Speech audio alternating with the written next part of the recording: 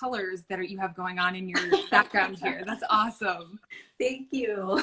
And the earrings. The earrings are also amazing. Got to coordinate with the supply cabinet. Totally. Well, thank you so much for joining us. I don't know if you've seen our interviews before, but we just like to chat with patients and hear your story. And you have a really cool, sort of side story with the artwork that you do that I want to talk about. But to get us started, I guess, just tell us a little bit about who you are, when you got your diagnosis, and what that looked like. Sure. So I was diagnosed in 2017. So I still consider myself a little green in my own patient journey. I learn a lot from the people that I work with, which we'll talk about later. I'm one of the cases that took about over a decade to diagnose. And, as I look back at it, I think that was for a variety of reasons. I think I think the first time I felt symptoms was maybe in high school, that I chalked off to clumsiness or my superpower being able to just fall down when I'm not doing anything.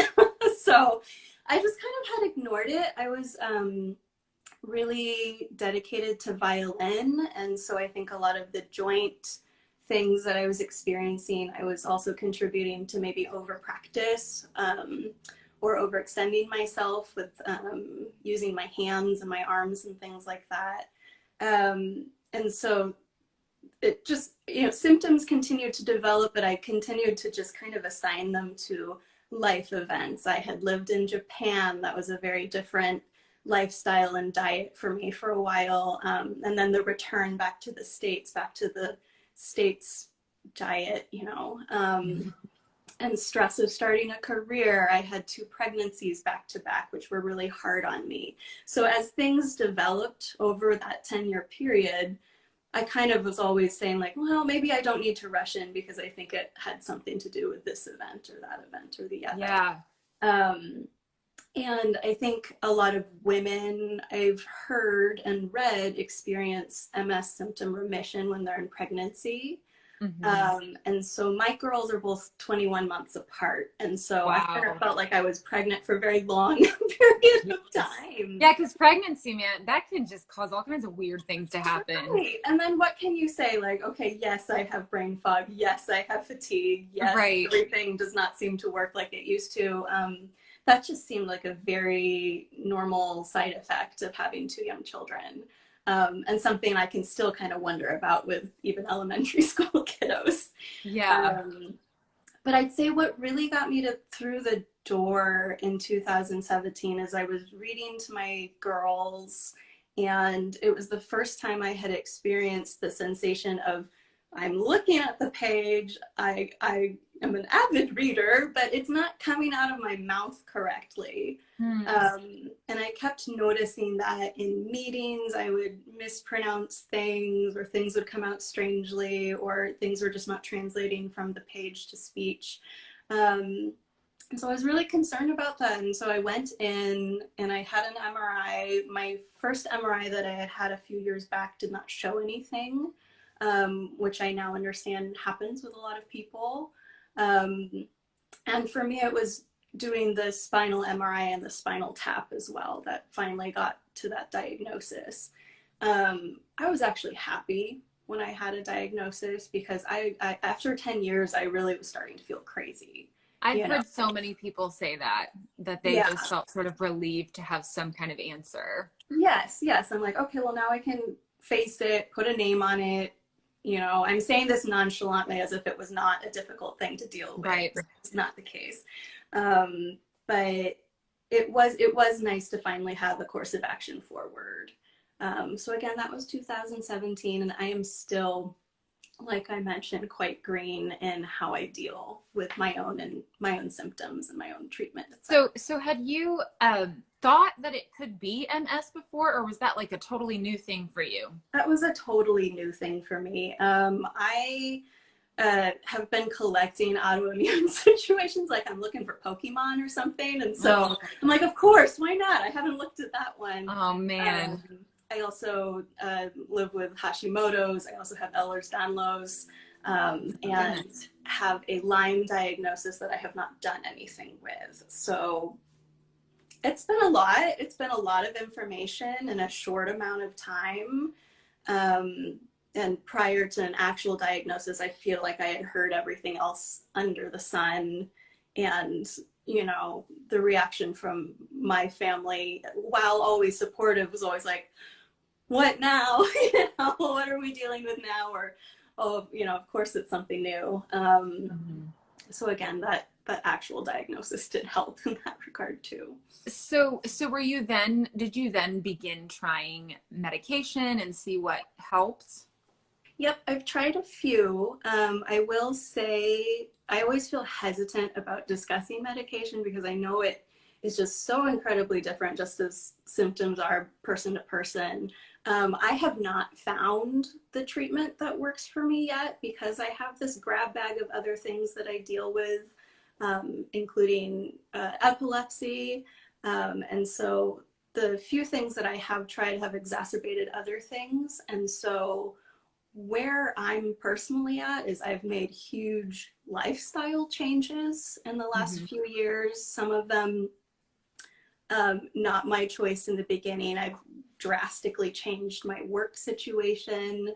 I come from the corporate world. I used to do the crushing long weeks and the, you know, online 24 hours a day situation, and that was just not tenable anymore. And so I've made a lot of adjustments with how I manage my work-life balance and my stress levels, and trying to really pick what my energy goes to. And for right now, where I'm at, that is hugely helpful. So yeah. How do your children know about your conditions, and how do they process that? They do. And it, you know, my diagnosis came when they were quite young. They were, you know, just coming out as let's say toddler stage and things like that. So we had a book that I think was called My Mommy Has Multiple Sclerosis, which kind of helped introduce the topic, but it was a little different for my situation because I think that book dealt with, I think Copaxone, so it was injections or something, which wasn't my case at that time. But, you know, as children, we talk about it a lot. They know, you know, they see through my work with art what it means physically, and then they kind of see how I manage my day. And while I think a lot of me was deeply sad in the beginning, saying like, you know, in my head, I'm not going to be able to keep up with my kids. You know, they're going to see me sick all the time. You know, are they going to wish that I'm the mom that can chase them through the field all day, which there are a lot of that can and do. But you know, if the sun is out, I hide. Yeah. But really what I've found, you know, when they're 6 and 8, is that it's created this incredible well of empathy from a really young age. They know, you know, they will check me maybe more so than I will check myself, saying like, Mom, you had a crazy day. Oh, that's so Why don't sweet. we just relax? And like, we're going to read books to you. And, you know, what we're going to do is, you know, we're going to paint quietly together, or we're just going to all just be in the same room together. And they're really content with that. And you know what? That's a lesson I personally wish I had learned a lot earlier in life, diagnosis or no. So that has about how kids can learn so much from being in a situation like this. So you, on your account, I see that you do a lot of introducing us to other people with MS. So tell us about that, that kind of effort that you're putting out there. Yeah. So my project started not too long after my own diagnosis. And I will say it's maybe, you know, if I'm being a little snarky, it started as like the world's greatest coping mechanism for myself. You know, I've always been an artist, and once I had gotten a hold of my own MRI, it was probably this moment I'll never forget, where I just felt a lot of grief in that moment. No one wants to see things in their brain. I think that's like the scariest thing that is really scary. That there are things that, you know, you're like, it's your brain. I mean, that is scary. You know, you think that's like the apex of things that can happen to you medically, you know, especially when you don't have a history of dealing with these things as a patient. So I had my image. I had a night where I just kind of shut myself into my studio. Kids were asleep, and I painted it to be really bright colored. It had gold in it, it had colors that I loved. And it became something that I felt like I could deal with, and that I actually felt a huge sense of calm afterwards. So that was something that I had shared, and I was so comforted by the fact that a lot of comments rolled in with people being like, you know, I like to look at it this way. And I suddenly felt like maybe I had found the community that I want to be a part of. I think I was maybe 1.5 years into my diagnosis when I did this. And I hadn't found a support group that felt like what I wanted to be a part of. I had tried a lot of things. I had joined a few that, if I had any advice for someone at the very beginning, is not all support groups are going to be one size fits all. Like you really can find a space that aligns with how you want to approach things or what your mindset is. It's not to say that we don't all have these thoughts, but I felt like I landed feet first into these groups that were like, my toe hurts, is this MS? I'm dying, is this MS? Is this, you know, I'm gonna, you know, pray for me too. And all of those things are fine, but I was like, you know. Yeah. First got in there. You need to be, have a more specific environment where, you know, people are on the same level. I know I don't want to downplay those fears and those thoughts that we all have and we all have to work through, but it was not where I needed to be when I was so fresh into understanding even what MS was. So I had shared the painting. I reached out to several lovely humans over Instagram with like the worst icebreaker in the world, just like, would you like to share your deeply personal medical image with a stranger on the internet? You know? Like that's an easy one. But it worked, right? It did work. I know. I met the most lovely people through it. And so it started quite casually, and then I felt like it was something that could build. And so what I do is that people that come to have their MRI painted with me also have the option, and I say option because a lot of people don't want their story shared publicly or are not there yet, and I respect that. So people introduce themselves, they share kind of their patient journey and then their outlook, advice for others, what they would have liked to hear when they were newly diagnosed. And share kind of that transition from the black and white MRI to a abstract painting. Yes, I was looking at your paintings and they're just so gorgeous. Thank you. Do you have one that you can hold up? I think they're in the background there, right? I do. Well, here is they're kind of hidden all back here. This is the first 50 of them that I did, but I'll show you. This was my own MRI. Oh wow! This is a print, but you know, this is actually almost a 4-foot tall painting that is hanging in my local community center right now. But you know, I painted, you know, oceans, things like that. Something that I love seeing when I work with people is, you know, I want it to be inspired by the colors that bring them joy. Anything that comes to mind, whether it's, you know, water or trees or hot pink, whatever they want to do. Yeah, it's so cool. It reminds me of somebody I know, well, not somebody I know, somebody I know online, so I don't really know them, but that, you know, she'll do sort of individualized poems for people based on a little bit of information. And so you're sort of doing the same thing in the art world, and that's got to be so special to people. What kind of feedback have you gotten from folks?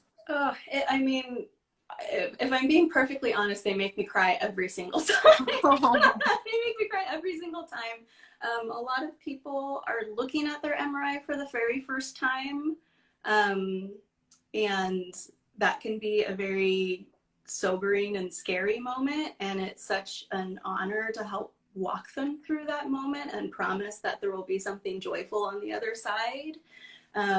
So I've heard versions of that a lot. I've heard that it brings a lot of calm and perspective, or it helps people own where they're at or mark a moment in their own patient journey.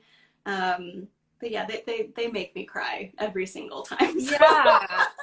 It also kind of reminds me of when people get tattoos over like scars from mastectomies or, you know, something like that, where you're making something. That's a beautiful way to look at it. It does kind of feel like that. And my studio practice, you know, one, I would have never predicted it would have gone this far and this long, and is something I hope to continue in the future.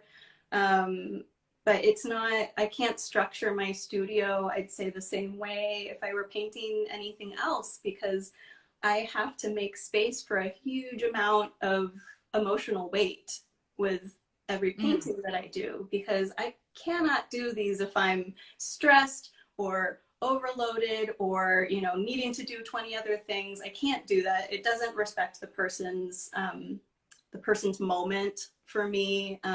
Sometimes they take a little longer than I would expect just to get it to be where I want it. And, you know, it's great working with people who have MS when I have MS too, because we are both so understanding of each other. Yes. You know, I'm like, if someone has not gotten to me what, you know, all the materials or information that I need to start painting, that's no problem. Like, I understand how those days go. And equally, I will come back and be like, well, I cannot see out of my left eye this morning, but, you know, I'll hold the hope. Yeah. Yeah, that definitely does create such a bond and being able to communicate better. So now you're 3 years, almost four, I guess it's 2021, so 4 years later. Yeah. What's some advice you would give to someone that is newly diagnosed? I see so many people coming into our support group that literally we ask them a question and it says like, when were you diagnosed? And literally so many of them are like, today. You know, it's like they get a diagnosis and they come home and they start, you know, ransacking the internet trying to find support. And so what would you say to someone who's in that position? I'd say find your people, find your right people or your right space. If something is not resonating with you, move on. Don't give it another thought. Instagram has been such a huge blessing because there are a huge amount of resources, you know, what MS Insight does, and along with several influencers that are just, they show you that you really can do anything that you would like. There's so many different ways to live and different ways to approach, that if you're in a space where you feel like you're being told that that's limited, I would move on, because I think that you can create the reality that you would like to be in. I really do personally. Yeah. That. Maybe with extra naps, maybe with more salads, but have a sense of a huge amount of grace for yourself for what's happening in your life. I mean, I wish I had that on day one, because I did the same thing. I went straight into the deep end with a lot of groups and maybe too much information. I ordered way too many books on Amazon, and then wanted to just like stick my head in the sand for about a year. So you don't have to learn everything overnight, you know. Yeah. Take it slow, right? Exactly. I think it's so, and it's so good to find a community that you feel comfortable in, because to be able to ask a question at any time and know that people are going to be there to give you ideas or respond with their experience. That's a relief, because it's not like you have your doctor like on text. Well, I mean, maybe some people do, but I hear you. But they may not want to respond at all times. So, exactly. So yeah, that's such a good point. Yeah. Well, Lindsey, thank you so much for sharing your story. Everybody go follow Lindsey, because I love all of this artwork that you're doing. I love what you're just doing for the community. And so keep it up and keep spreading the beauty, you know, in a hard thing. You're spreading beauty in a place that's not so beautiful to some people. And so I think that's such an important contribution.